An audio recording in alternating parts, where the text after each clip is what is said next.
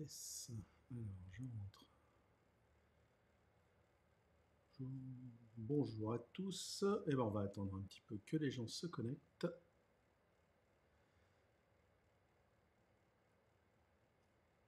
Avant de commencer. Donc, j'ai commencé à 30 piles. Ah, déjà du monde. Bonjour.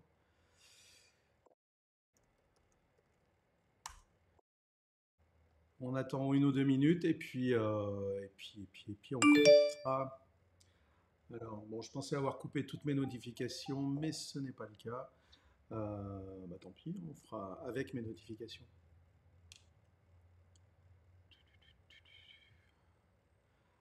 Alors, il y a 6, 7 personnes. On attend un petit peu. Normalement, il y avait plus d'inscrits, mais alors après, il y a de la déperdition le jour même. Donc, c'est normal. On attend quand même encore un petit peu. J'espère que vous êtes en forme. Alors, moi, je ne suis pas très réveillé, mais quasiment comme à chaque fois. J'ai jamais donné celui-là de workshop, mais on va. Je l'ai écrit, donc je devrais m'en sortir. Alors, j'espère que vous êtes tous en forme. J'ai déjà dû le dire, mais que vous allez bien, que vous avez la santé. C'est bientôt Louis. Ken, pas tout à fait, mais presque. Enfin, pour moi, c'est demain.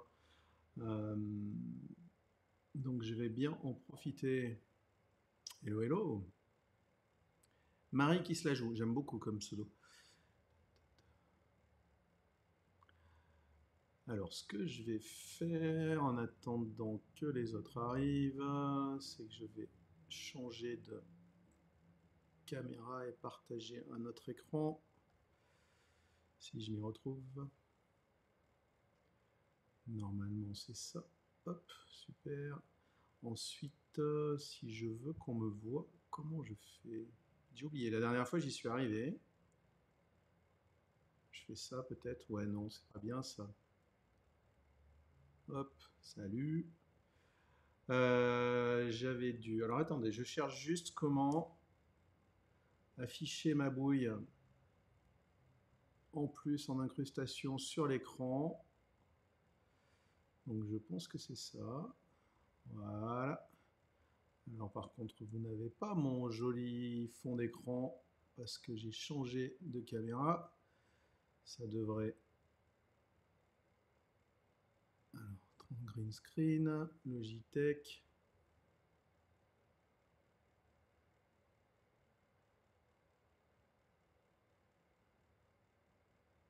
Bon, ça me. Je... Fini de préparer mon écran et on y est presque.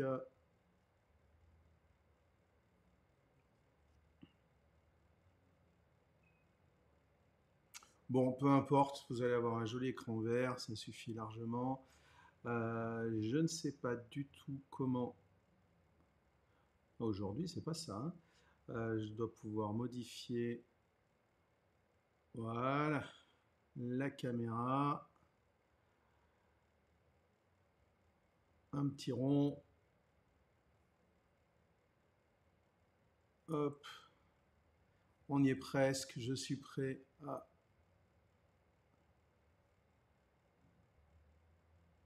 Bon, on va dire que c'est bon. Vous êtes déjà une dizaine, donc il est 33. On va dire qu'à 34, on va démarrer. Donc j'espère que. Alors non, ce que je vais faire, c'est que je vais mettre le lien du chat dans le lien du workshop dans le chat, comme ça, si vous avez un problème pour y retourner, vous l'avez dans le chat. Moi, on va dire que je n'ai pas besoin de voir ce qui se passe sur Twitch. Ça devrait se passer. Si vous avez des problèmes de son, d'image, vous mettez des petits messages dans le chat. Donc, je rappelle que le lien pour accéder à l'ensemble des groupes du workshop est ici. Et je vais aller me connecter. Alors, ce que je fais en fait, c'est que pour pas surcharger ma machine, je me connecte avec l'iPad. Donc, on va voir si ça marche. Donc, normalement, si vous êtes connecté à sur votre poste et sur GitLab, vous avez dû recevoir de toute façon une notification dans une issue que j'ai mis à jour hier. Vous avez le lien que je vous ai mis là dans le chat, mais que vous pouvez réutiliser directement. Moi, je vais aller faire un tour par là pour aller sur le lien que je vous ai envoyé. Donc, dans le lien que je vous ai envoyé, vous avez un groupe qui a le nom du workshop et dedans plein d'autres groupes, plein de sous-groupes. Donc, normalement, vous devez être, pour trouver votre groupe, ben, c'est avec votre handle à la fin du nom du groupe, mais sinon, il y a un petit badge honneur dessus. Donc, ce que vous faites, c'est que vous allez cliquer sur le groupe qui vous appartient. Alors, vous pouvez aller sur le groupe des autres, mais vous ne pourrez pas modifier quoi que ce soit, donc ça n'a pas d'intérêt. Donc, dans le groupe qui vous appartient, vous avez deux projets. Un projet exercise, c'est là où sont décrits tout ce qu'il y a à faire. Donc, ce que je vous conseille de faire, c'est de, en fait, ouvrir deux onglets. Alors si vous avez plusieurs écrans, c'est encore plus facile, mais un sur les exercices et un sur First Steps, qui sera First Steps. Il faut que j'arrête de nommer mes projets en anglais, comme ça j'arriverai à prononcer. Donc, si je retourne sur exercice, il n'y a rien dedans en fait. Ce qui est intéressant, c'est si vous allez dans Issue et Boards. Donc, là, vous pouvez voir que dans le board, vous avez trois colonnes dans lesquelles j'ai mis tous les exercices. Alors, si on est ambitieux, on arrive à tout finir, c'est rare de tout finir, mais si déjà on arrive au moins à la 4e partie, voire à la 5e, ça sera super. Après, de toute façon, tout est expliqué, donc vous pouvez le refaire et éventuellement rajouter des notes dans les issues. Je vais être notifié. Alors, je reçois plein de messages, j'espère que je ne le perdrai pas. Mais voilà, vous pouvez rajouter des informations. Vous avez tous ce projet-là, mais qui est indépendant pour vous, donc vous pouvez rajouter ce que vous voulez dedans. Il n'y a aucun problème. Alors, la première partie, vous n'avez rien à faire, c'est juste de la lecture. Je vais juste vous expliquer ce qu'il y a dedans. Vous n'êtes pas obligé de tout lire parce que de toute façon, on a 12h30 à 13h30. Moi, je peux aller plus loin après, mais on a tous du boulot. Donc, en fait, c'est une introduction à ce que sont les GitLab Runners pour les gens qui ne connaissent pas. Donc, je vais juste vous la lire. Alors, ce que vous faites, en fait, c'est vous ouvrez votre issue en cliquant dedans ou sinon dans un autre onglet.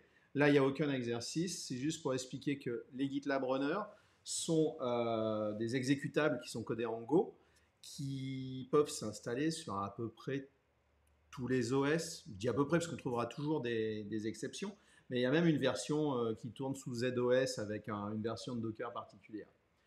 Un runner, pour un même projet ou pour une instance GitLab ou pour gitlab.com, vous pouvez en avoir plusieurs, un seul ou plusieurs. Comment ils vont fonctionner en fait? Alors, je ne prends pas forcément les choses dans le même ordre que la description dans l'issue, mais globalement, quand vous allez faire quelque chose dans un projet GitLab, ou sur votre projet en local, que vous faites un commit, que vous faites un push et que ça part sur GitLab, les runners sont en écoute en faisant du polling HTTP de l'instance de GitLab et ils vont détecter qu'il y a quelque chose, ils vont vérifier que c'est pour eux. Et s'ils détectent que c'est pour eux, ils vont exécuter les tâches qu'ils ont à faire. Donc globalement, ils vont faire un git clone du projet dans leur contexte d'exécution. Et on va y venir juste après. Et ils vont exécuter des tâches. Donc ça peut être du build, du test, de la vérification de qualité, du déploiement, ce que vous voulez. En fait, ils exécutent des scripts shell. Donc dans le shell, dans les bash, enfin les scripts, vous appelez ce que vous voulez et les outils que vous voulez. Il y a plusieurs types d'exécuteurs dans les runners, c'est-à-dire le moteur d'exécution. Vous avez des runners shell, des runners SSH que j'ai jamais utilisés, mais qui vous permettent de faire 2-3 choses si vous êtes bloqué. Des runners Docker, ce sont ceux qui sont en général le plus utilisés. Donc tout ce que vous allez décrire dans vos scripts de CI seront exécutés dans un contexte Docker, ce qui veut dire que vous pouvez en fait charger les images avec les outils que vous voulez. C'est super pratique. Il y a des runners Kubernetes et OpenShift. Ça veut dire que vous avez une sorte de runner mère qui en fait regarde ce qu'il y a à faire et à la demande va popper des runners, plusieurs runners en fonction du besoin. Et une fois que les jobs sont finis, elle tue les runners. Donc ça vous permet d'avoir un espèce de runner scalable dans les deux sens. Super pratique. Bon, ça implique quand même d'avoir un cluster. Il y a des runners parallèles et VirtualBox que je n'ai jamais utilisés, mais qui sont potentiellement capables de... Alors, parallèle, c'est de la virtualisation, c'est comme VirtualBox, mais pour Mac. C'est un produit pour Mac. VirtualBox fonctionne sous Mac aussi. Ça permet de popper des VM. Mais je ne les ai jamais utilisés, j'en ai jamais eu besoin dans mes contextes. Sauf que des fois, par contre, moi j'ai mis des runners dans des VM. Mais c'est un autre sujet. Et ça sera peut-être un autre workshop. Les runners, je vous disais qu'ils faisaient du polling HTTP. C'est-à-dire qu'en fait, ils interrogent l'instance GitLab. S'ils détectent quelque chose qu'il y a pour eux, ils vont voir dans le repository s'il y a un fichier présent qui s'appelle .gitlab-ci.yaml, qui est en fait le fichier qui contient tout ce qu'il y a à faire pour le ou les runners. Parce qu'en fait, les runners peuvent fonctionner en parallèle et exécuter différentes tâches sur un même projet. Donc là, par exemple, dans l'issue, vous avez un extrait de pipeline, enfin de définition de pipeline. Donc, alors, je ne sais pas si c'est assez gros. Et alors, sur l'iPad, est-ce que je peux grossir facilement? Oui. Donc, un pipeline contient des stages, c'est-à-dire des étapes successives dans le temps. Donc, c'est ce qu'il y a en début de pipeline. Ensuite, vous avez des jobs, on va dire les actions qui vont être exécutées. Chaque job appartient à un stage et un seul. Et les jobs, eux, s'exécutent en parallèle. Donc, par exemple, dans le stage Groundwork, vous avez, alors je me gourre toujours de souris, vous avez deux jobs, ingrédients et tools, qui s'exécutent en parallèle. Et dès qu'ils seront finis, le stage est fini, ça passera à making, qui exécutera préparation, et ensuite à backing, qui exécutera cooking. Alors après, il y a d'autres, on va dire, subtilités d'ordonnancement d'exécution, mais ça sera pour un futur workshop. Il faut que je trouve le temps de le faire. Donc voilà pour la partie job. Quoi d'autre? Donc globalement, sur un projet, peuvent s'exécuter un ou plusieurs runners en parallèle ou pas, tout dépend si vous en avez plusieurs. Et en fait, ils sont déclenchés dès qu'il se passe quelque chose sur une branche finalement. Donc un comité push, un tag. Alors après, vous pouvez déclencher des jobs manuellement. Vous pouvez scheduler des jobs aussi. Il y a pas mal de choses. Alors nous, dans le cadre de notre workshop, on ne va pas s'installer des runners, on va profiter des shared runners qu'il y a sur gitlab.com. C'est-à-dire que vous n'avez rien à installer, vous n'avez rien à paramétrer. Ça sera aussi pour un autre, on va dire un autre workshop. Là, c'est plus pour prendre en main un petit peu la partie GitLab CI. Si vous avez des questions, n'hésitez pas à les poser dans le chat. On prendra au fur et à mesure. De toute façon, même si on ne termine pas, tout est écrit, donc vous pouvez le refaire. Et puis, il n'y a pas de, on va dire, il n'y a pas de diplôme à la fin, donc n'hésitez pas, c'est un échange. Donc, en fait, quand vous avez fini une des issues, ou vous retournez dans le board pour sélectionner la suivante, ou vous pouvez cliquer sur le petit lien, là, cliquez ici sur... D'ailleurs, je vois que j'ai oublié de faire le lien, donc... comment ça, j'ai oublié de faire le lien? Tiens, c'est marrant, ça. Bon, alors, oubliez le lien et retournez dans le board pour aller sur le premier exercice que je vais faire en même temps que vous, en fait. Donc, vous voyez, j'ai tout expliqué, donc vous pourrez revenir dessus à la fin, il n'y a pas de problème.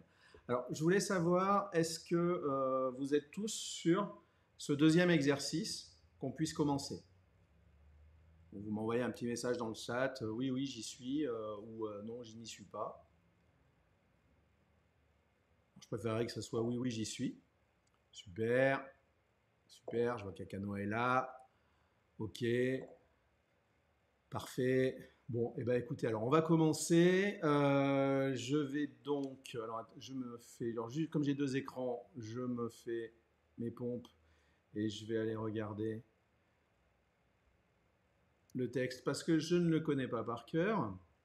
Et donc, vous avez un premier exercice. Alors, vous allez sur votre projet First Step dans votre groupe. C'est un projet que j'ai préparé, il y a du code Go, vous n'avez pas besoin de connaître le Go, parce que en plus je me suis mis au Go il y a 2 semaines, donc le code est super simple, il y a une page HTML, et en fait ce qui se passe c'est que avec notre CI, à partir du Go, on va construire, builder une WebAssembly. Vous n'avez pas besoin de savoir comment ça marche. Après, vous pouvez vous amuser avec, bien sûr. Et cette WebAssembly, après, on la chargera dans une page HTML qui appellera les fonctions Go pour les afficher. Donc, ce que vous allez faire, vous êtes sur votre projet First Step. Il y a quelque chose qui est apparu il n'y a pas longtemps dans les projets de CI, c'est le CI Editor. Donc, quand vous êtes dans votre projet First Steps, vous cliquez sur le... Voilà, Cano est en retard, mais c'est pas grave, ça fait plaisir de te voir. Donc, vous cliquez sur Editor là-dessus, vous allez arriver sur une page qui vous dit que il faut que vous créiez votre pipeline de CI/CD. On va tout faire en fait dans l'IHM de GitLab. Alors, vous n'avez pas besoin en fait, de faire un clone de votre repo et de travailler en local sur votre poste. Tout se fait à distance, on va dire. Donc, je clique sur Create New Pipeline et vous arrivez sur... alors tiens, c'est marrant, il m'a mis des trucs déjà. Donc, ce que vous faites, vous supprimez tout ce qu'il y a dans le fichier qu'il vous a proposé. En fait, il vous propose un exemple par défaut. Et vous allez commencer par créer vos stages. C'est dur de mélanger l'anglais et le... Alors ça y est, je n'ai plus accès à mon clavier. Qu'est-ce que c'est que ce problème?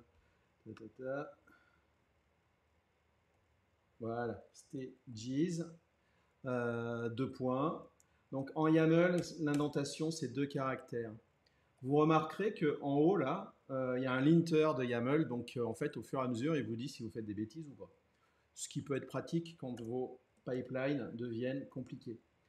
Pareil, on verra dans d'autres workshops, je ne sais pas quand, mais comment simplifier ces pipelines.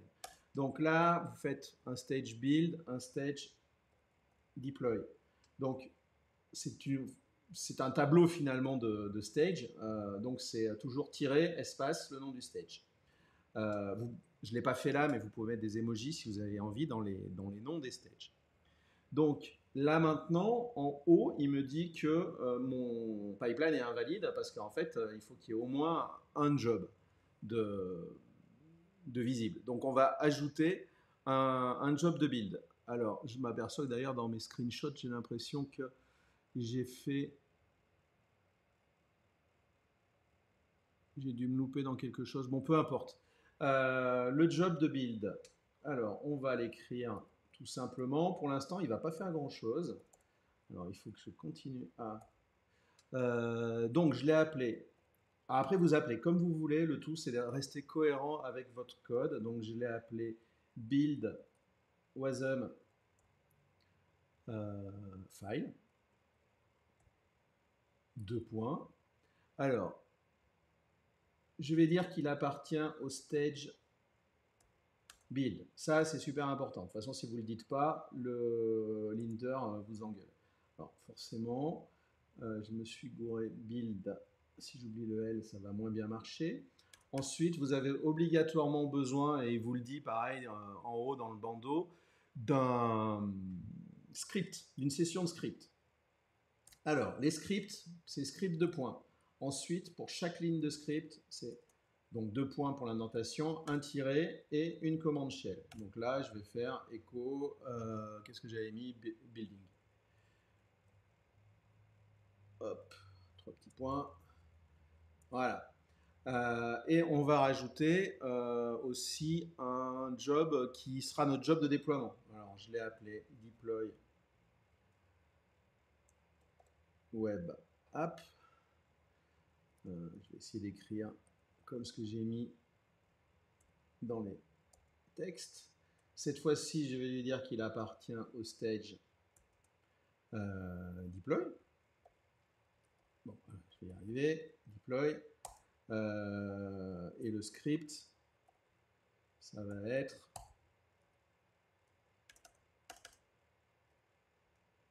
echo deploying, je ne sais même plus si ça s'écrit comme ça.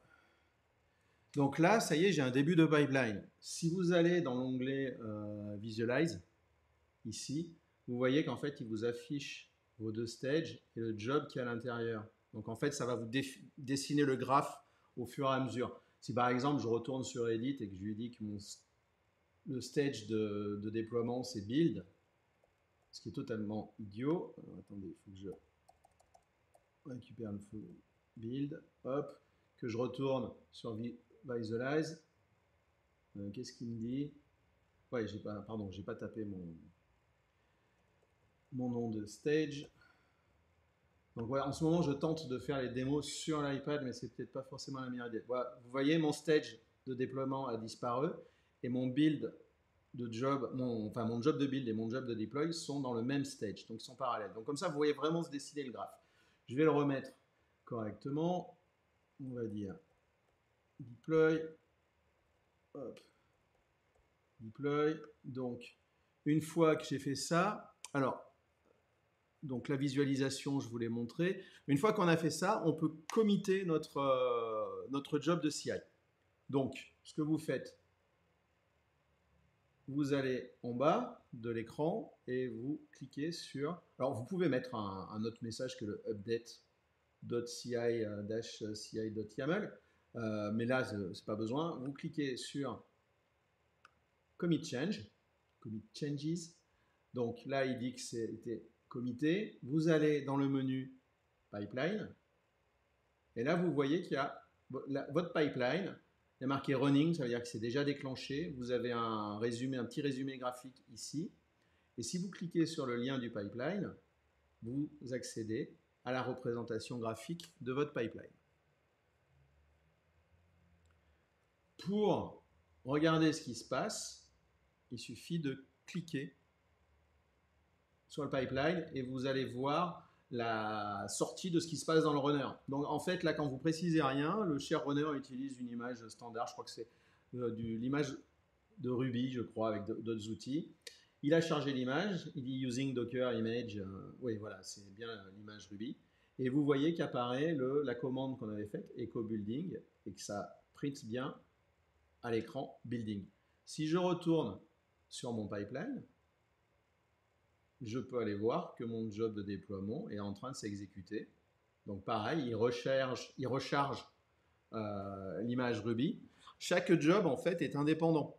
C'est-à-dire que chaque job est stateless. Donc une fois qu'un job est terminé dans un contexte d'exécution, c'est un nouveau contexte d'exécution qui se crée. Donc quelque part, ils ne communiquent pas entre eux. Alors, après, il y a des moyens de les faire communiquer entre eux. On voit que donc le job de déploiement, c'est bien terminé. Donc on a un pipeline qui s'est bien passé. Alors, il n'est pas compliqué, mais au moins vous avez fait votre premier pipeline. On a vu que le deuxième job s'est bien exécuté. Donc maintenant, on va aller compléter notre pipeline. Donc je retourne sur ma deuxième issue. Alors est-ce que j'ai mis le lien cette fois-ci dedans? Mon Dieu, que j'en ai écrit les choses. Ah d'accord, c'est sous iOS Safari que le lien n'apparaît pas et sinon le lien apparaît sous un OS normal. Bon, peu importe. Alors, est-ce que déjà vous avez tous fait ce pipeline-là et est-ce qu'il s'est exécuté?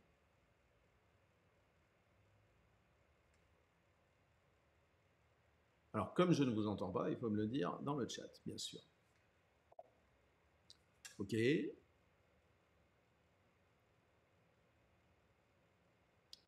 Ok, donc normalement, vous ne devez pas avoir de difficulté. Oui, mais pourquoi il s'est exécuté tout de suite? Très bonne réponse, très bonne question. Hop, je vais y arriver. Tac. Donc, il y a Marie qui demande pourquoi le job s'est exécuté tout de suite. En fait, dès que le runner détecte qu'il y a eu un commit et un push sur une branche. Alors là, on a juste commité parce qu'on est en direct sur le serveur. Mais si par exemple tu étais sur ton laptop, ton ordi, que tu fais un git commit, puis tu fais un git push pour envoyer sur GitLab, le runner va détecter qu'en fait il y a un push sur la branche et il s'exécute automatiquement. Après, il y a moyen de faire des jobs manuels, donc qui ne s'exécuteront pas. Il y a une autre astuce en fait, c'est que si par exemple dans ton message de commit, tu rajoutes, je vais le mettre dans le chat, entre crochets, le texte skip espace CI, comme ça, tu vas en fait, tu ne vas pas déclencher de la CI. Ton commit, tu vas pouvoir le pousser, mais en fait, il ne sera pas exécuté. Petite astuce comme ça en passant. Du coup, maintenant, eh ben, on va aller faire la suite, puisque vous avez... donc, on va retourner dans... Vous allez retourner dans l'exercice... donc, moi, je vais passer par le board, l'exercice 2. Donc, la création du premier pipeline, on l'a fait. Donc, maintenant, on va générer le fichier WASM, c'est-à-dire qu'en fait, on va s'occuper de créer la partie compilation, donc le premier job. Pareil, hein, n'hésitez pas à lancer des questions dans le chat et j'y réponds au fur et à mesure. Donc, alors moi je vais retourner sur ma partie CI. Pour cette troisième partie, on va utiliser cette fois-ci pas comment ça s'appelle, pas le pipeline editor, on va directement aller dans le web ID. Alors le web ID, pour y aller, vous allez par exemple dans repository et vous cliquez sur web ID. C'est une web app qui vous permet de faire du code. Alors c'est pas du, enfin je veux dire, ne vous en servez pas pour faire du code toute la journée. C'est pas ce qu'il y a de plus confortable. Il vaut mieux avoir un vrai IDE. Mais pour de la doc, du script et tout ça, c'est super pratique. Donc en fait, ce qu'on veut faire, c'est qu'à partir du code Go, donc alors le code Go, vous le voyez ici, il est plutôt simple. Hein. J'ai ma fonction main qui va me faire un println d'un message et ensuite qui va caster ma fonction hello world qui est au-dessus en fonction de type JavaScript pour que la page web puisse la comprendre. Ça ne va pas plus loin que ça. Du coup, ce que j'ai préparé pour vous au départ, c'est un fichier GoMod. Donc, c'est le fichier où vous expliquez à votre code Go que ce que vous allez compiler, enfin le module que vous allez compiler. Donc là, par contre, il faut que c'est pas le bon chemin, il faut lui donner le bon chemin qui doit être. Alors attendez, je vais copier. Il va falloir que vous adaptiez. Hop. Que je retrouve.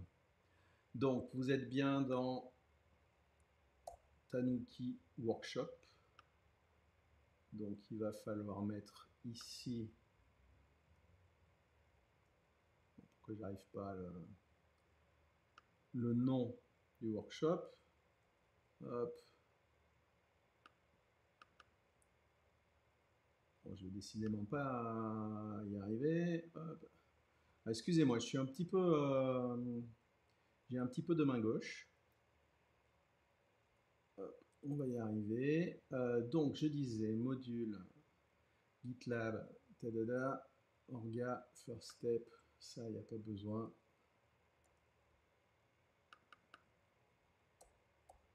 Donc, normalement, le chemin que vous devez modifier ici, c'est Tanuki Workshops, ça y était déjà. Vous mettez à la place de Workshops le nom du workshop en cours, donc 2021-0630-GitLab-CI, slash votre nom de groupe, orga underscore votre handle, slash le nom de votre projet. Ça explique à Go en fait où est son module, on va dire.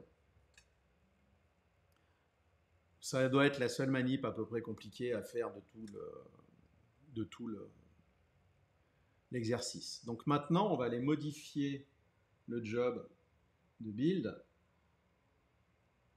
en lui rajoutant une commande pour builder le fichier WASM. Donc, pour ça, vous me faites confiance, c'est écrit dans l'issue, donc vous pouvez faire un copier-coller si vous voulez. Vous renseignez les variables d'environnement nécessaires pour Go en lui disant que la cible c'est du Wasm. Vous lancez un Go build et comme output, on va dire qu'il le compile dans un fichier qu'il appelle main.wasm. Bon, vraiment, pour compiler de la WebAssembly, il n'y a pas plus simple en fait. J'ai découvert ça il n'y a pas longtemps et en me mettant WebAssembly et finalement en Go, c'est top quoi.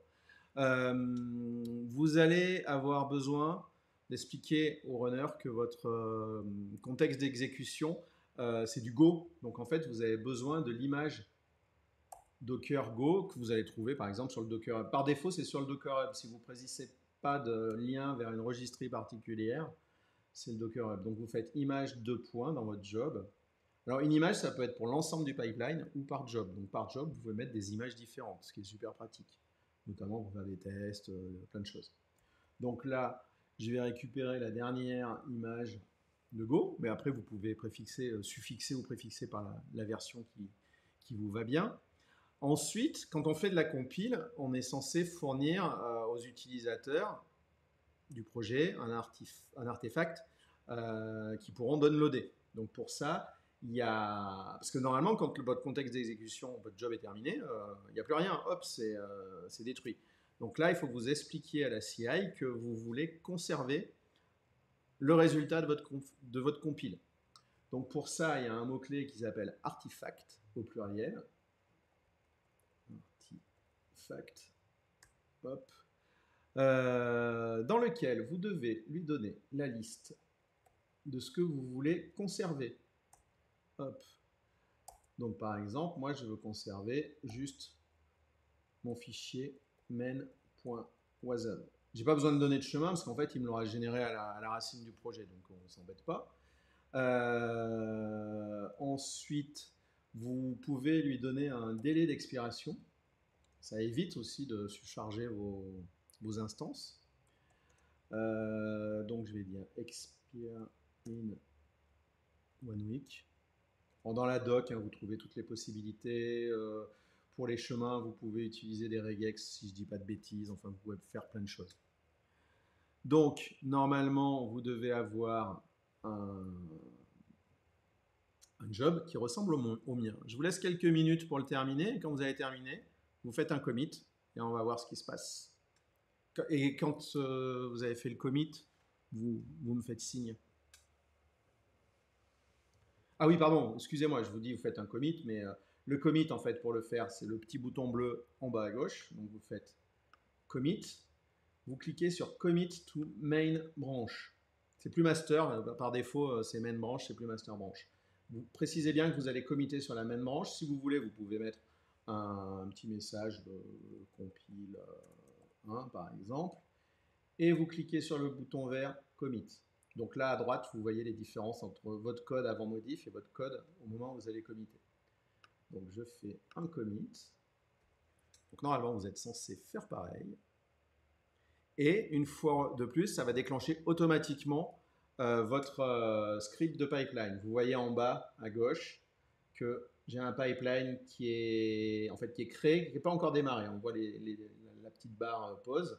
Donc si vous cliquez sur l'identifiant du pipeline, vous voyez que voilà, ça a démarré. Mais vous avez votre pipeline qui est défini. Et le mien est en cours d'exécution. C'est bon pour toi, esquive. Ok, super. Donc, on attend un petit moment pour les autres. Pendant que ça s'exécute, moi je vais aller cliquer sur mon job de build. Alors, vous pouvez le faire aussi. Donc, normalement, vous voyez ici, il dit bien qu'il est en train d'aller chercher l'image Golang. Donc, vraiment, il a détecté, hop, il change l'image. Ça, c'est vraiment super pratique. Avant, en fait, je faisais que des runners shell et puis j'installais mes tools dans des VM, enfin des trucs comme ça. C'était pénible. Là, le runner Docker, c'est juste trop bien. Donc, vous pouvez voir que il a bien lancé la compile et qu'il a bien trouvé le fichier main.wasm puisqu'il l'a uploadé en tant qu'artefact. OK, c'est lancé. Donc vous n'allez pas tarder à avoir la même chose que moi. Et à la fin, il vous affiche Uploading Artifact as Archive to Coordinator. Et en fait, dès qu'un job génère un artefact, vous vous trouvez pour ce job-là avec, à droite, dans le panel de droite, trois boutons, Keep, Download et Browse. Donc ça vous permet de... Keep, je l'utilise jamais. Download, c'est pour télécharger le fichier WASM, on n'a pas besoin de le télécharger ici. Et Browse, c'est pour aller voir ce que vous avez dans vos artefacts. Donc là, on a bien le fichier WASM. Donc on a fait notre première compile.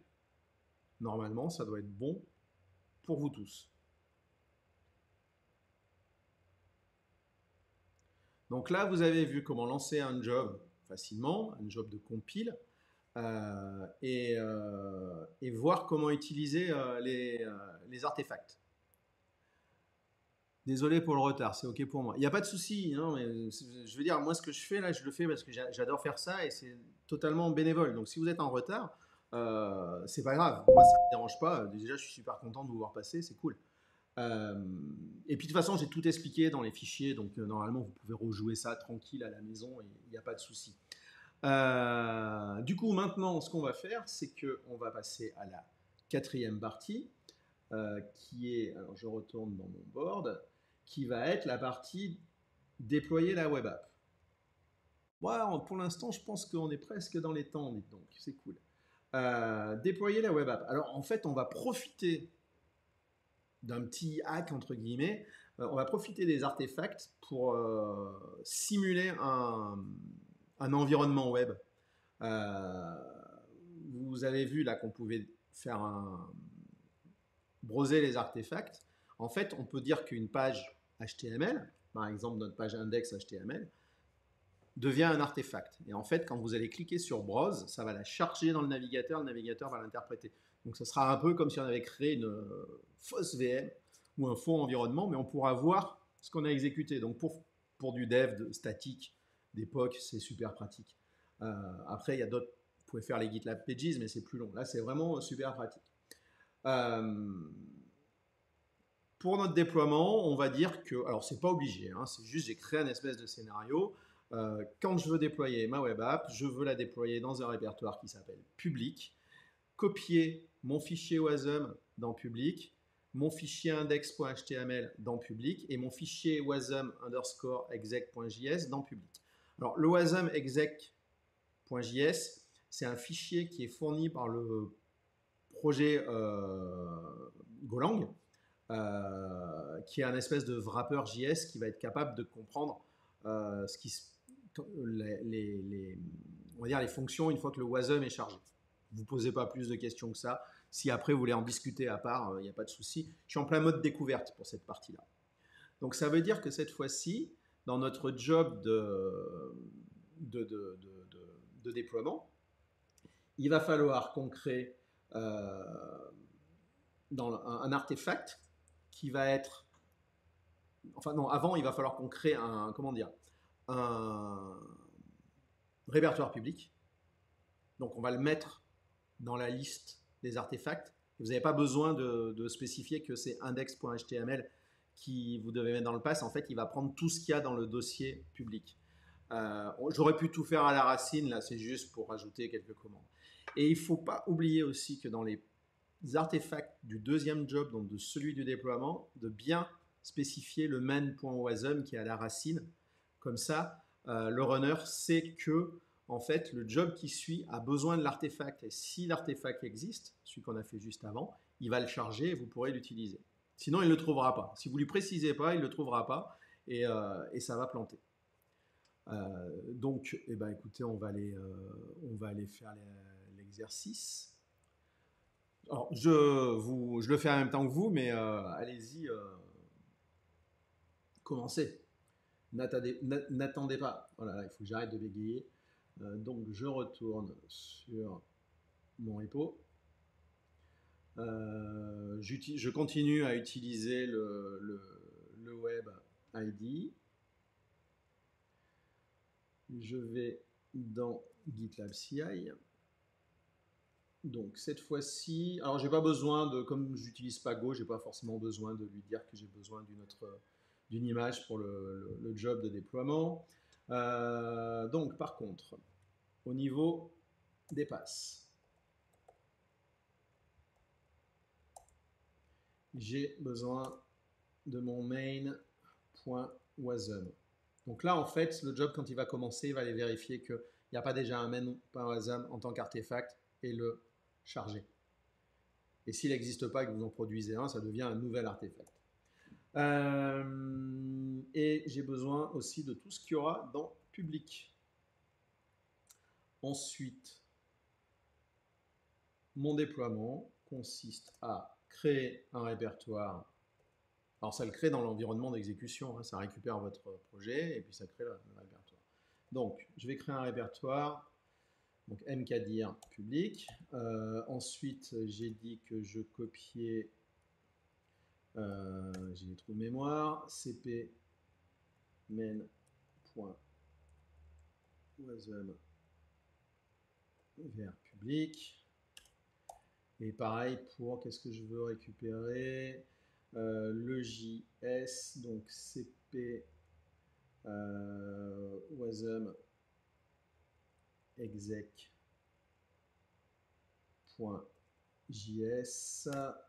dans public. Enfin, il fait penser qu'il faut que j'aille vérifier un truc. Et cp index.html. Index.html dans public. Donc ça, normalement, ça va me permettre de déployer. Je vais aller juste vérifier quelque chose dans ma page index.html. Ouais. Là, en fait, j'avais rajouté ça. C'est un polyfill. Quand vous êtes sous Safari, Safari a encore quelques soucis avec les WebAssembly. Donc, il lui manque on va dire, des méthodes, des librairies. Donc, il faut faire un petit polyfill pour que ça fonctionne. Je pense que normalement, alors pourquoi il m'affiche property pass is not, oui, parce que je suis complètement idiot. J'ai oublié artifact. Artifact. Merci, exact. Merci Vébastien, c'est ça. Artifact, et au moins ça prouve que vous suivez. Mais j'ai pas fait exprès, hein, c'est juste que je suis vraiment dans la lune. En plus, j'ai du mal toujours à me parler et écrire en même temps. Donc, du coup, je dirais que là, maintenant, vous pouvez committer votre code. Hop. Donc, toujours sur main branch, commit. Et on va attendre. Alors, j'espère que je ne me suis pas trompé. On va aller faire un tour sur donc sa build. A priori, le fichier, ouais, en termes de YAML, de structure, il est bon. Sinon, ça m'aurait dit c'est pas possible, je peux pas faire le pipeline. On va juste voir si je me suis trompé ou pas dans la partie déploiement. Je suis en train de regarder mes pompes en même temps. Ouais, non, normalement, ça devrait marcher.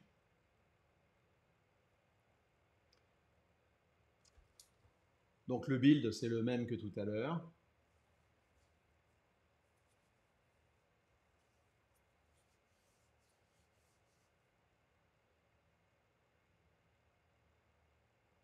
Alors après, quand vous bossez avec des instances locales, par exemple, vous pouvez avoir un moyen de jouer sur les caches d'images Docker. Enfin, vous pouvez le faire aussi avec les sharerunners, mais je suis pas sûr que ça marche aussi bien. Vous pouvez avoir une Docker registry à vous, privée, qui est plus proche. Enfin, il y a plein de petites astuces pour comment dire, optimiser tout ça. Vous pouvez avoir vos propres runners hein, et les utiliser avec GitLab CI sur gitlab.com. Quand je dis vos propres runners, ce sera un runner installé sur votre propre machine, par exemple. C'est tout à fait possible. Pareil, je le mettrai dans un prochain workshop. J'avais dû faire un Twitch là-dessus, il doit avoir une démo, mais c'est tout à fait possible. Mais pour des workshops, utiliser les sharerunners, c'est super pratique. Donc là, vous voyez que oups, tu as mis quoi dans l'artefact? Ah, je reviens. Alors attends. Je reviens sur mon code. Hop, GitLab CI.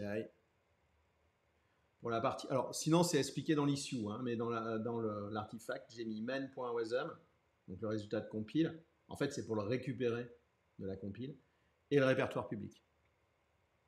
Donc, si je retourne, alors, il y a plusieurs moyens pour y aller. Si je vais sur la liste des pipelines, je vois que j'ai mon dernier pipeline qui s'est effectué.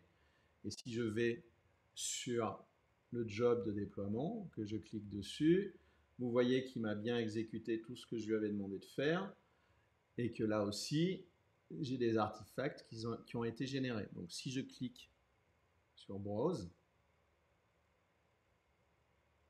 vous voyez que j'ai le résultat de ma compile, que j'ai un dossier public. Donc si je vais dessus, vous voyez que j'ai bien mon WASM qui a été copié dans le répertoire public, j'ai bien mon fichier JS et j'ai bien ma page index HTML.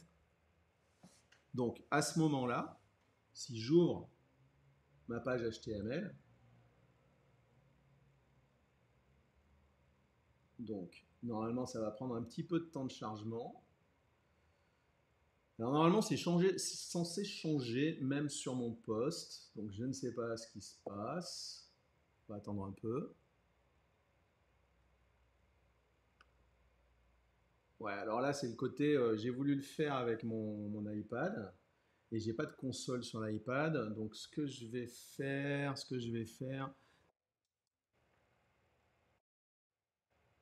mais ça marche chez toi, Canova? Ah voilà, si ça a marché, c'est juste l'iPad, le chargement qui était un peu long. Donc ce qui s'est passé, c'est que la... Ok, salut H. Grégoire. Chez toi c'est bon, mais chez moi aussi, c'est juste moi qui m'inquiétais que mon chargement ne soit pas fait. Donc globalement, en fait, ce hack avec les pages HTML dans des artefacts, c'est super pratique. Moi, je suis fan. Et donc, si vous, alors je ne peux pas le faire sur l'iPad, mais si vous ouvrez votre console, vous verrez que dans la console de votre navigateur web, vous avez un Hello from Golang. C'est ce qui était lancé par le main de la fonction Go.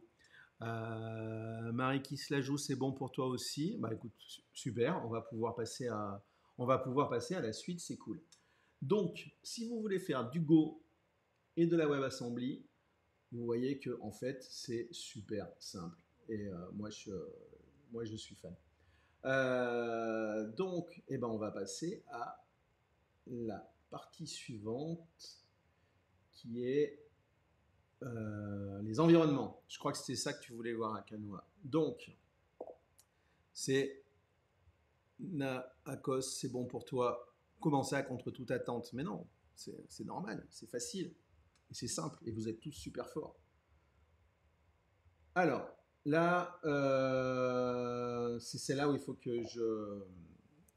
C'est celle-là où il ne faut pas que je me loupe et que je reste concentré. Donc, quand vous faites des web apps avec GitLab, quand vous déployez des web apps comme ça sur un environnement, on a simulé un environnement, il y a un mot-clé qui s'appelle environnement aussi, en fait, qui vous permet de donner un nom à ce que vous déployez. Donc cet environnement-là, ça va pouvoir être un Docker qui s'exécute quelque part, quelque chose que vous déployez sur Heroku, quelque chose que vous déployez sur Kubernetes, enfin ça peut être plein de choses. Et donc le job qui crée l'environnement, autant que vous puissiez lui permettre de dire je crée un environnement, mets-le-moi dans une liste, il a un nom et il a une URL pour y accéder. Donc c'est vraiment dédié web app. Donc du coup, on va aller modifier à nouveau notre code. Donc toujours avec le web ID. Hop, hop, hop.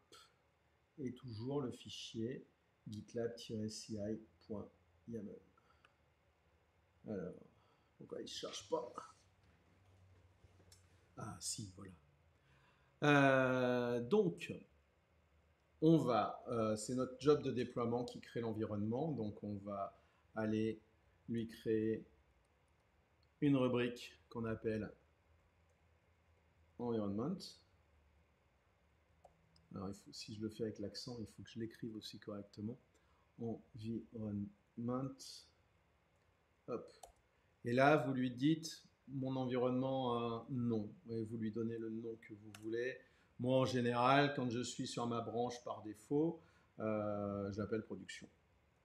Et je lui rajoute un petit nom qui va être. Alors, dans GitLab CI, il y a des variables d'environnement qui sont pré-renseignées. C'est les predefined variables. Donc, vous pouvez récupérer par exemple le nom du projet.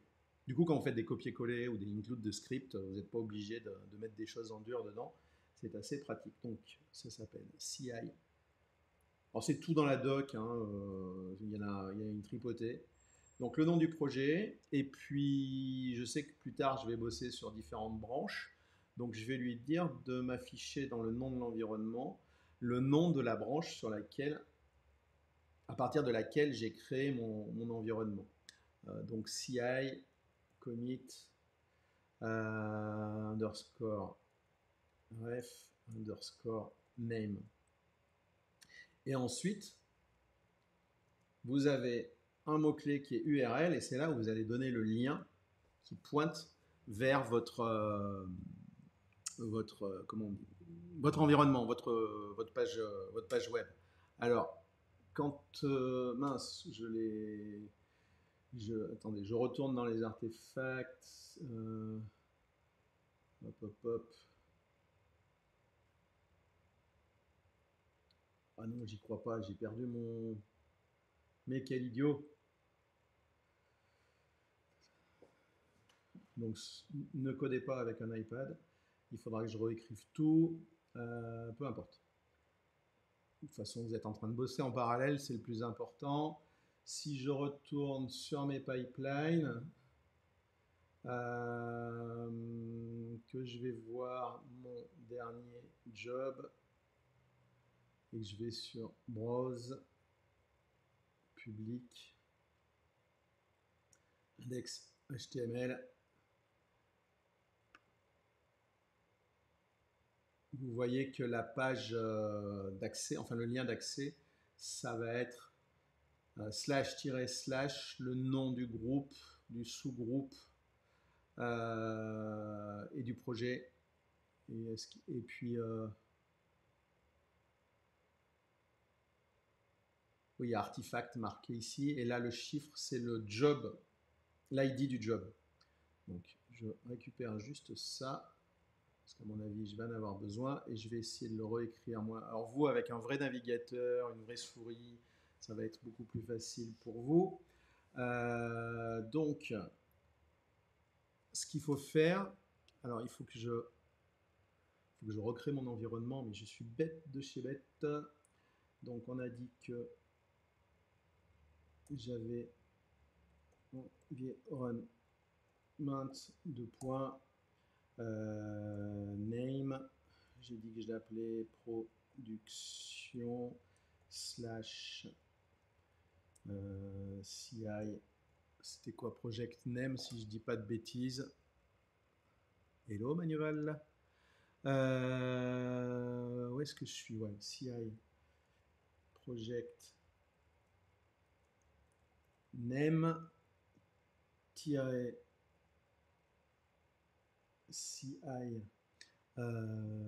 commit. Alors que ça ne vous empêche pas de bosser pendant que je récupère mon retard. Ref name. Et c'était pour l'URL que ça commençait à devenir Sioux. Donc, est-ce que j'ai copié ce qu'il fallait? Ok. Alors, pour construire l'URL de déploiement. Alors c'est pareil, c'est tout expliqué dans l'issue d'exemple. En général, ça va être publié sur, on est sur GitLab, https le nom du groupe principal sur lequel qui construit l'URL, .gitlab.io. Enfin, le nom du groupe, vous pouvez le récupérer avec la variable d'environnement CI project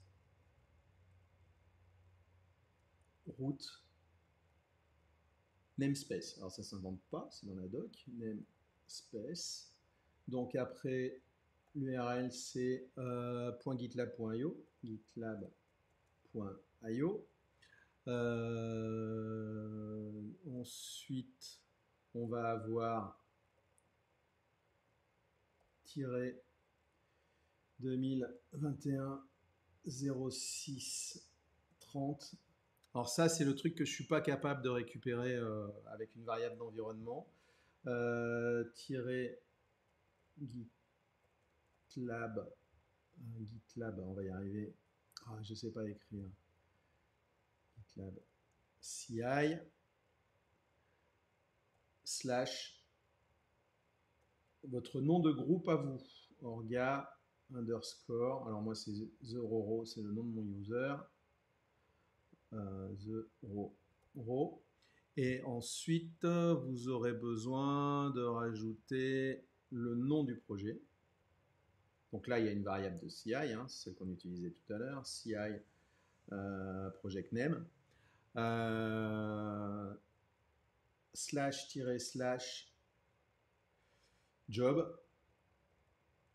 Alors cette astuce pour pointer vers l'artefact, je ne crois pas qu'il soit documenté. C'est un autre technical account manager aux États-Unis qui faisait une démo avec ça et je lui ai repompé sa méthode. Ensuite, vous avez besoin de l'ID du job qui a été exécuté. ID, donc c'est CI underscore job underscore ID. On a presque fini normalement. Slash artifact au pluriel. On a pondu ça dans notre répertoire public et on veut atteindre la page index.html. Oh, il est déjà 26, donc je perds du temps. Donc normalement, j'ai ce qu'il faut pour construire mon URL. Donc,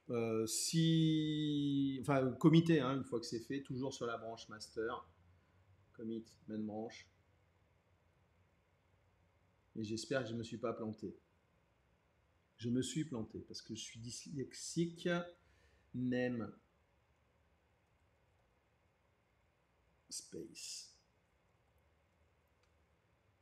Project root namespace 2021 06 30. Alors ceux qui ont déjà fini me le disent. Hein. CI project name. Donc je recommit. Toujours sur la branche main. Je retourne sur mes pipelines parce qu'à mon avis j'en ai deux en route, hein, ce qui n'est pas super intéressant. Donc celui-là je peux le tuer. Hop. Et on va attendre que notre nouveau pipeline s'exécute.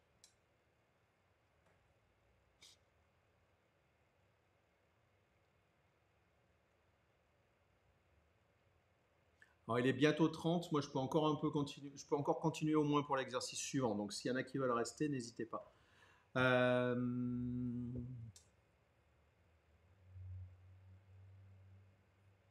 Donc une fois que votre pipeline est terminé, vous me le dites.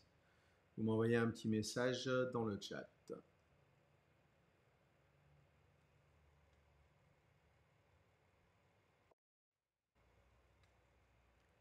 J'en suis à la 7e partie. Ouais, cool.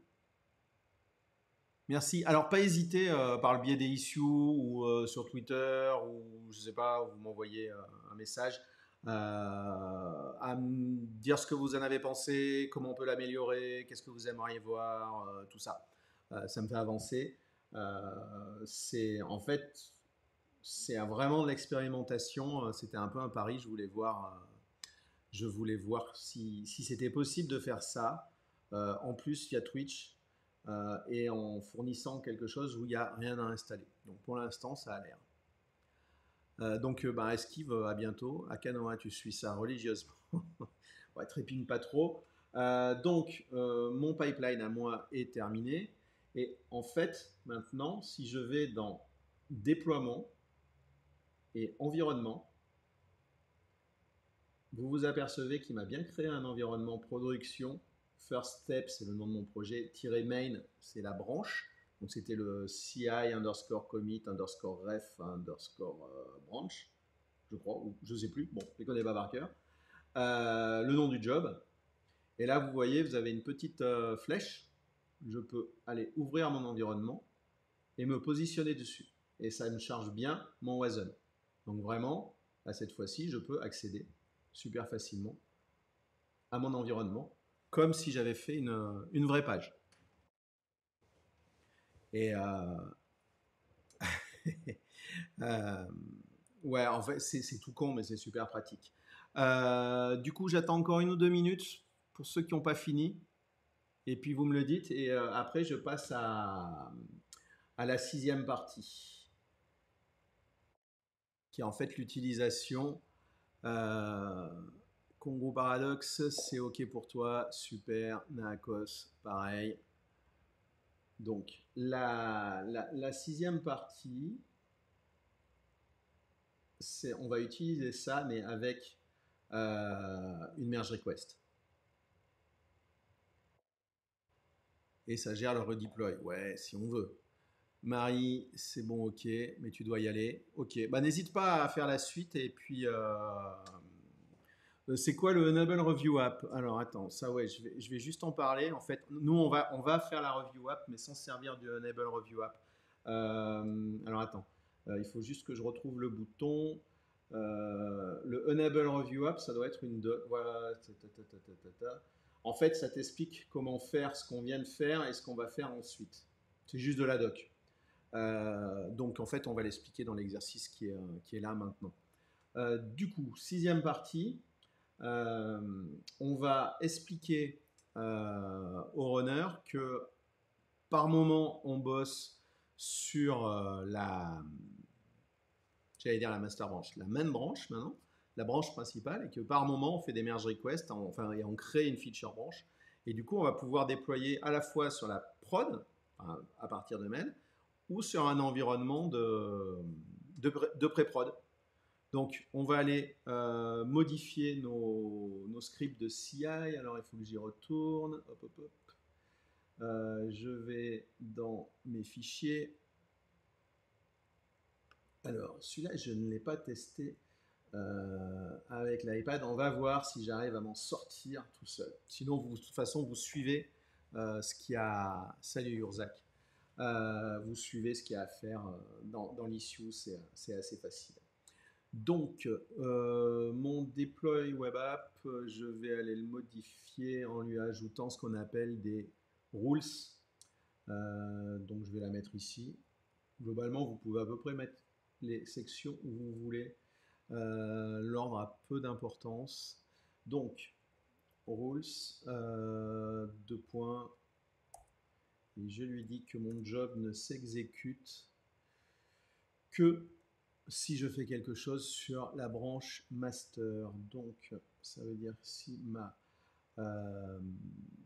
CI commit branch est égal à main. Donc, si je fais ce que j'ai fait, mais sur une branche que j'ai tirée de la branche main, ma CI ne se déclenchera pas parce que la règle ne sera pas respectée. Bon, par contre, ce que je vais faire, c'est que je vais avoir besoin après de le faire aussi sur d'autres branches. Donc, je vais copier-coller. Pourquoi j'ai mis ça sur... ouais, c'est pas au bon endroit. C'était ici que je voulais le mettre. Copier. Hop.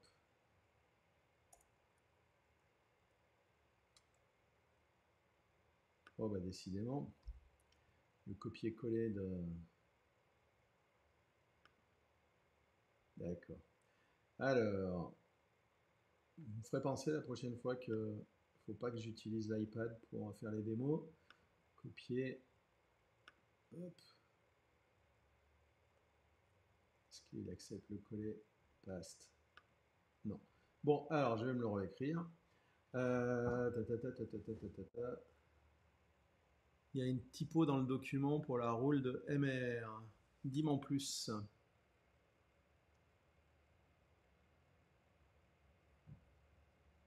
Ça m'intéresse.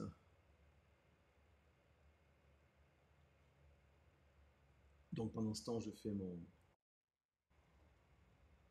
Eh ben non, En fait, ouais, c'est pas une typo. En fait, tu as deux ID pour une merge request. Tu as le IID et le ID. Et le IID, normalement, est unique. Ouais, la feinte, hein. Ouais, ouais, on se fait avoir souvent. Du coup, alors, bah, je vous laisse continuer l'exercice pendant que moi je le fais à la mimine parce que malheureusement les copier-coller ne fonctionnent pas. Je me suis fait avoir, j'aurais dû répéter sur l'iPad avant. Hop. Du coup, j'aurais pas forcément je pourrais pas forcément tout faire. Ou alors, il faudrait que, je suis en train de réfléchir. Je pense que je vais recommencer sur mon. Je vous laisse continuer. Moi, je cherche une feinte. Je vais faire. Je vais repasser sur mon laptop, je pense, pour la suite du truc. Il faut juste que. Mais du coup, ça vous laisse le temps de bosser. De toute façon, j'avais prévu normalement de ne pas le faire moi-même et de vous le faire faire. Donc, allez-y. Quand vous êtes OK, vous m'envoyez un petit message. Et je vous rejoins dans pas longtemps quand j'ai fini de faire mes manips. Ta, ta, ta, ta, ta, ta. Hop, sign in.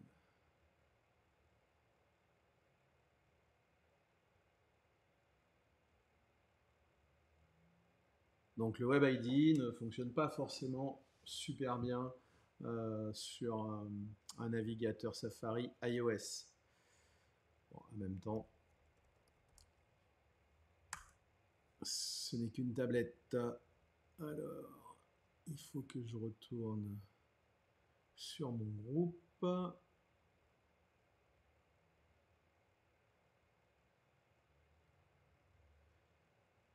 C'était ici. Et ensuite, mon groupe était ici. Très bien. Donc, ce qu'on va faire, c'est que... Hop. J'ai plus besoin de... Je voudrais plutôt partager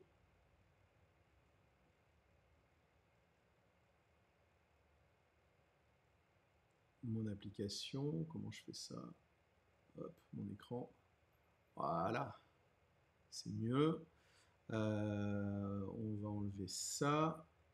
Je parle tout seul, mais ne vous inquiétez pas, c'est pas grave.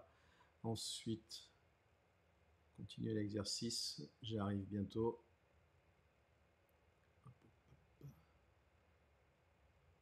J'ai besoin de mon deuxième écran. Et on y est presque. Alors, où est passé?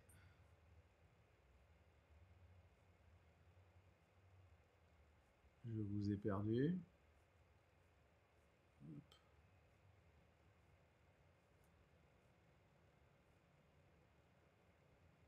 Il faudrait peut-être que juste j'appuie là. Ah d'accord, je suis pas sur le bon. J'arrive, hein. Vous êtes là, super. Merci. Hop, les aléas du direct. Donc vous voyez normalement mon écran. Je vais retourner sur l'exercice que j'étais en train de faire. Je vais agrandir, ça sera mieux. Comme ça vous permet de suivre en même temps. J'étais en train de modifier mon web IDE. Donc, je voulais faire ajouter une rules dans mon job de déploiement. Hop. On va y arriver. Ensuite, je vais doublonner mon job et je vais l'appeler. Comment je vais l'appeler? Deploy Review. Alors, je dis qu'il appartient au même stage. Par contre, cette fois-ci, ma rules va être un chouïa différentes. Hop.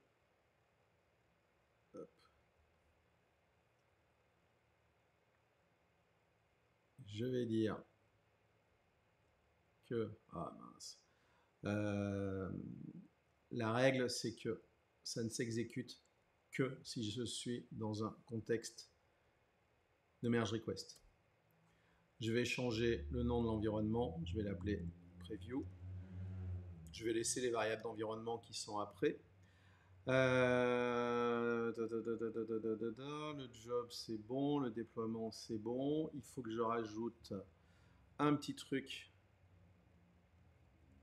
à l'environnement. C'est un... Comment ça s'appelle? La clé on-stop. On-stop, en fait, c'est déclenché au moment où vous décidez finalement de supprimer votre feature branch et de la merger, enfin de la merger sur master, enfin sur la branche principale, et ensuite de la supprimer. Et vous pouvez appeler un autre job. Donc on va appeler un job qui s'appelle remove environment, et on va créer ce job là. Hop. Donc remove environment, il est, on va dire qu'il a il appartient au stage deploy, qu'il a la même règle, donc il s'exécute uniquement, j'ai oublié rules bien sûr, uniquement quand on fait une merge request. Alors les rules, vous pouvez en avoir plusieurs, il y a plein de choses. On va dire que le job est manuel. Parce que si vous ne le mettez pas manuel, en fait, il va se déclencher automatiquement. Ce qui n'est pas super pratique. Ce job-là, dans la vraie vie, il sert à déprévisionner des pods, des VM, des containers, quand vous n'avez plus besoin de votre environnement de preview. Là, on fait un faux... comment dire, je vais y arriver. On fait une fausse suppression d'environnement. Alors du coup, il faut lui redonner le nom de l'environnement, c'est important. Et il faut que ça soit le même que celui qu'on a créé. L'action, c'est stop. Donc en fait, le on-stop associé au when manuel et action stop vont nous permettre d'enlever une ligne d'environnement dans la liste de nos environnements. Et alors après, vous avez un script qui normalement vous permet d'écrire les commandes qui vont déprovisionner, comme je ne sais pas, un kubectl delete namespace ou quelque chose comme ça. Mais bon, là on n'a rien, on n'a pas d'environnement à supprimer finalement. Donc je vais dire juste delete et ça devrait suffire. Donc, si je n'ai rien oublié cette fois-ci, je vérifie l'environnement, j'ai changé le nom, le on-stop, je l'ai mis. Qu'est-ce que j'ai oublié? Dans le action stop, on peut rajouter un allow failure pour le job. Comme ça, même si la suppression plantée, enfin dans ce cas-là, elle ne plantera pas, mais si la suppression plantée, ça ne vous plombe pas votre pipeline. Alors, est-ce que j'ai oublié quelque chose? Alors, j'entends qu'il y a un message de 2 secondes. Hop. Pourquoi le job de suppression s'exécute au merge? Parce que. Non, alors après, parce qu'en fait, c'est comme ça, c'est une règle qu'il y a dans GitLab CI, c'est que si tu fais un merge plus suppression de branche, ça va déclencher le on-stop. C'est un truc spécifique à l'environnement. Pourquoi allow failure à true si le deploy précédent plante? C'est une bonne question. Si le deploy précédent plante, de toute façon, le job suivant ne sera pas exécuté. Le on-stop ne sera pas exécuté. Donc, tu t'en fous. C'est pas gênant. J'en étais où? Ah oui, il faut que je rajoute des règles aussi au job de build. Et mon job de build, par contre, va s'exécuter aussi bien si je fais quelque chose sur ma branche par défaut, donc la branche main, que si je fais une merge request parce que j'en ai besoin pour builder. Donc j'y suis presque. On va juste aller rajouter, non, modifier notre code Go parce qu'on est chaud. Je pense que j'ai rien oublié. Je vais dans mon fichier main.go et puis je vais enlever l'emoji. Est-ce que est-ce que j'ai accès à mes emojis? Non. Si, je vais en mettre, je vais mettre un renard à la place. Hop. Voilà. Je vais changer l'auteur. Bob Moran. Et je vais committer, mais alors cette fois-ci, je vais committer en faisant une merge request. Donc, create new branch, le nom de la branche. Moi, je garde celui qui est donné par défaut, mais vous pouvez mettre ce que vous voulez. Je laisse cocher start a new merge request et je commit, en espérant que tout se passe bien. Donc là, j'arrive sur l'écran de création de la merge request. Je ne vais rien renseigner, je vais juste faire create merge request. Si tout va bien, un nouveau pipeline lié à ma merge request va se déclencher. Donc on va attendre un petit peu. Voilà, donc on voit que j'ai un nouveau pipeline qui se déclenche. On va aller voir à quoi il ressemble. Donc il est en train de me faire mon build. On voit que j'ai mon job de déploiement, cette fois-ci, qui est différent, c'est deploy review, et que j'ai mon job de suppression. Donc on va attendre un petit peu.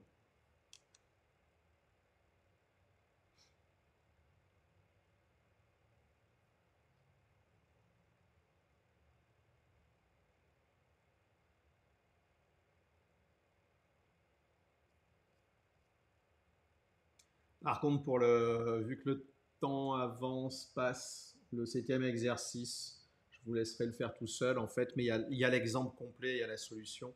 Vous pouvez juste faire un copier-coller pour le tester. C'est une manière de rendre le code un peu plus lisible. Vous avez vu, j'ai vachement fait de copier-coller. Donc là, c'est pour enlever justement, faire réorganiser le code et l'optimiser. J'étais en train de penser à un truc. Oui, oui. Alors, pendant que ça finit de s'exécuter, je retourne voir le fichier des exercices. Hop. Alors, je vois qu'il y a un message. À quoi correspond le deuxième script ici? Ah, mais toi, tu es déjà dans le 7e. Donc, alors, attends, on laisse finir celui-là. Et après, donc, c'est V. Bastien qui parle. On laisse finir celui-là et après je passe à l'explication. Sur les exercices, je voulais voir quoi? Ça y est, j'ai un trou de mémoire, j'ai déjà oublié.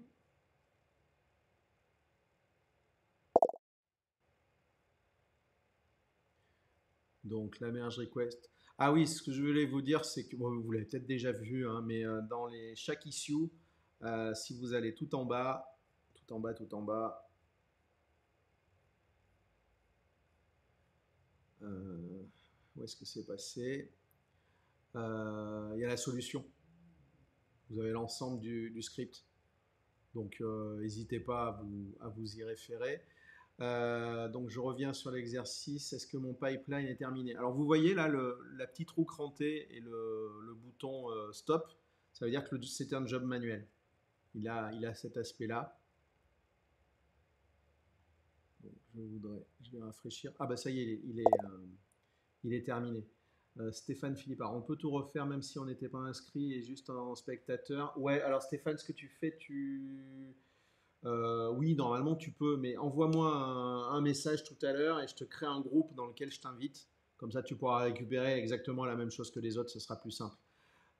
Donc, j'ai fait mon déploiement. Si je vais dans les environnements, cette fois-ci, j'ai deux environnements. Mon environnement de prod, donc on regarde qu'il est toujours en place.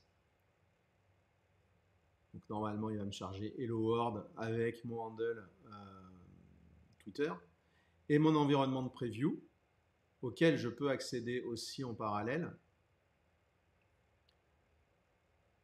normalement. Voilà.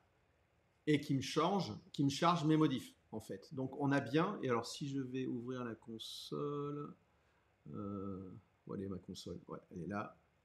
j'ai bien normalement voilà, le Hello from Golang qui s'affiche. Donc c'est ça en fait, les review apps, ça vous permet d'avoir deux environnements, enfin plusieurs environnements en même temps, sans impacter la prod, et puis de regarder à quoi ressemble votre environnement. Ça fait que si maintenant, dans ma merge request, je retourne dedans et je la merge, ça va supprimer l'environnement de preview grâce au one-stop, et ça va transférer mes modifs sur l'environnement principal. Donc, alors vous pouvez accéder à l'environnement de preview par ici aussi. Je vais juste faire un merge.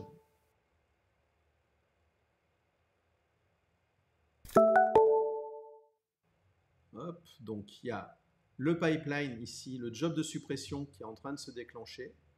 Et là, le job de déploiement sur la partie master. Donc si je vais sur les différents pipelines, normalement je dois avoir deux pipelines en cours, si je suis assez rapide. Voilà, donc j'ai celui de suppression qui est lié à ma merge request. Et là, j'ai celui de déploiement. Donc il est en train de builder et il va déployer sur la branche main.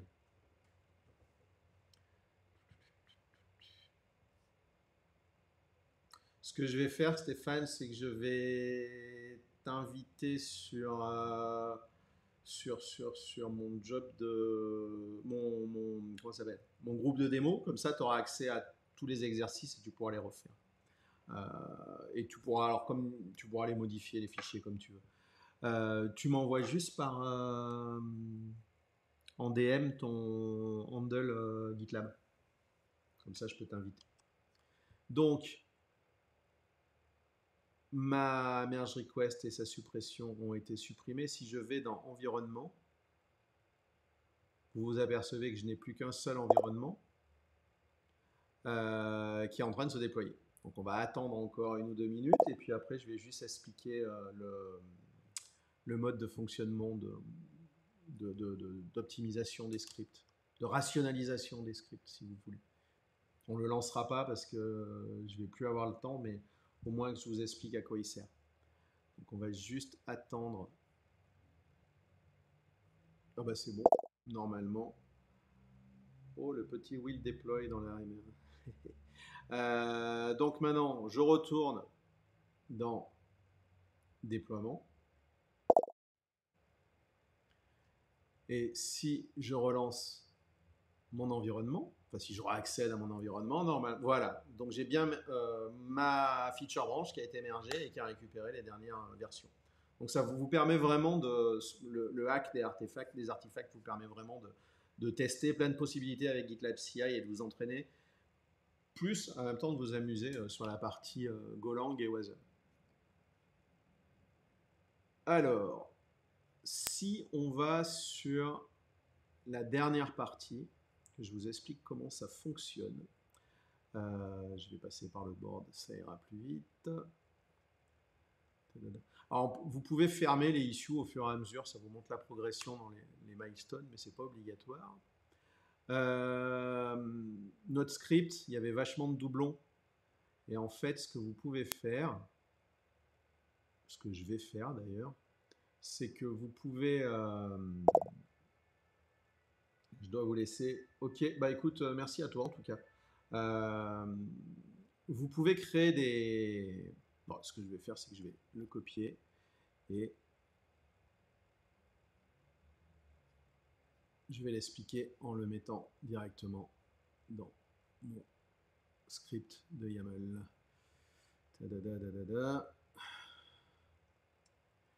CTRL-C. On va aller sur Files. Mon navigateur est un petit peu en prise. WebIDE. Il faut juste que je me garde un truc que j'ai oublié d'enregistrer.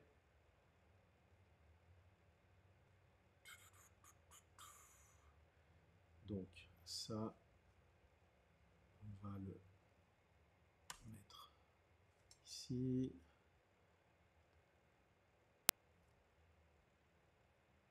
Alors, je fais ma tambouille et je vous explique. Hop, ça j'en ai pas besoin. Mince, j'ai perdu ce que je voulais faire. On va y arriver.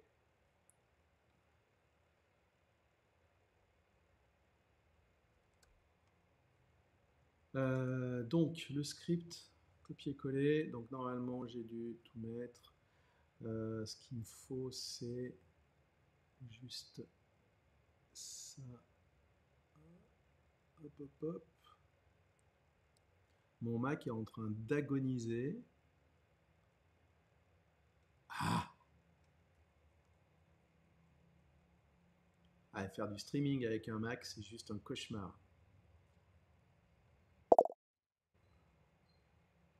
Gardera-t-on accès à nos projets dans le temps? Oui, oui, oui, t'es pas obligé. Enfin, tu peux te faire une copie si tu veux, mais je j'ai pas prévu de supprimer quoi que ce soit. Il n'y a pas de souci.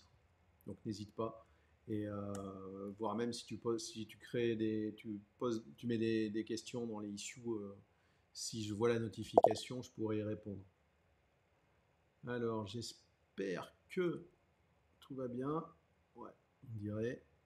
Hop, stage. Voilà, donc on peut créer ce qu'on appelle des YAML encore ou des modules avec le YAML de GitLab CI. Donc en fait, vous donnez un nom et vous préfixez par un point. Comme ça, la CI ne va pas l'exécuter. Et j'ai mis un script dans lequel je mets les commandes shell que j'ai passées. Le pipe, ici, vous permet de, en fait, ensuite d'écrire votre script sans être obligé de mettre des tirets à la fois. Alors les tirets, par contre, ça permet d'avoir des logs détaillés. Mais bon, je dois y aller. Merci à Canoa. À plus. Casse bien casse bien les pipelines. Du coup, en fait, une fois que j'ai ces modules, on va dire, définis, je peux les réutiliser dans mes jobs, en fait, avec le mot-clé point d'exclamation référence. Je donne le nom du module, donc le point build, par exemple, et je lui dis, je veux utiliser la partie script de ce module. Et de la même façon, je vais faire ça pour la partie deploy. Donc je lui dis, bah, moi je veux utiliser le module deploy et j'ai juste besoin de sa partie script. Alors ça pourrait être autre chose que la partie script, hein. Ça pourrait être des variables, vous pouvez mettre des variables. Et pour le remove, j'ai rien, j'utilise pas de référence. La petite subtilité que j'ai rajoutée dans le job de... Alors du coup ça, comme j'utilise ce truc-là plusieurs fois, ça me permet en fait de revenir qu'à un seul job. Et la petite subtilité, c'est que cette fois-ci, dans les rules, je lui dis, tu t'exécutes si tu fais quelque chose sur la branche main, mais par contre, tu vas créer une variable qui s'appelle env_tiers et tu vas lui dire que ça s'appelle production. Et si tu fais une merge request, tu vas lui dire que env_tiers s'appelle preview. Et là, du coup, le nom de mon environnement, je l'ai préfixé avec la variable env_tiers. C'est ça, en fait, qui me permet d'utiliser qu'un seul job au lieu de doublonner les jobs pour à la fois la prod et à la fois la preview. Du coup, dans le remove environment, j'ai mis la même règle avec la variable env_tiers preview et le job en manuel. Et par contre, je lui ai dit, si tu es sur la branche principale, on n'a pas besoin de toi. Donc le job n'apparaîtra pas sur la branche principale. Donc du coup, maintenant, si je commit, là je vais committer directement sur master, et vous pourrez faire les essais en faisant des modifications. Ça va se passer exactement de la même façon, mais j'ai un script de CI qui est un petit peu plus lisible, je pense. Enfin, en tout cas, j'ai évité de doublonner du code, et j'ai des portions de code qui sont réutilisables. Pareil, je vous engage à lire la documentation. Il y a plein d'autres possibilités d'optimisation ou de rationalisation de code, d'organisation de code. Ça fera l'objet aussi d'un workshop. Mais pareil, il faut que je trouve le temps de l'écrire. Parce que ces workshops-là, à la différence de workshops plus classiques, j'essaye de faire que tout le texte soit autoportant et que du coup, si vous voulez le refaire ou si vous n'avez pas pu tout faire, vous puissiez être complètement autonome. Donc, d'où le temps qu'il faut que je trouve aussi pour écrire ça. Et puis j'ai plein d'autres idées. Si ça, pour ceux que ça intéresse, je vais utiliser le même principe de workshop, mais pas forcément axé GitLab, même si on utilisera GitLab pour s'inscrire et qu'on aura un projet, mais pour faire des choses plus orientées sur les web components, par exemple. Si je progresse cet été sur les WebAssembly et sur Golang, je ferai probablement un workshop lié à ça. Donc si ça vous intéresse, continuez à me suivre et puis on verra. Il me reste encore quelques minutes. Si vous avez des questions, vous pouvez les poser maintenant dans le chat.